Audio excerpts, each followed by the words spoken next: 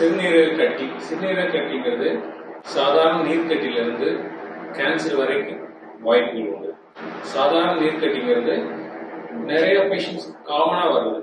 ஒரு ஓல்டு ஏஜ்ல வர்ற காமனான கட்டி யங் ஏஜ்ல கூட வரலாம். அது வந்து இயற்கையிலேயே கன்ஜெனிட்டல் இருக்கும், அதாவது பூர்வீகத்திலேயே வரலாம், இல்லைன்னா அக்யூர்டு, இது வளர கூட வரலாம். அந்த மாதிரி நீர்க்கட்டிகள் வந்து பயப்பட தேவையில்லை. ஆனால் மற்ற கட்டிகள், அதாவது கேன்சர் கட்டி சிறுநீரகத்தில் வந்தா அது வந்து ரொம்ப கேர்ஃபுல்லா இருக்கணும்.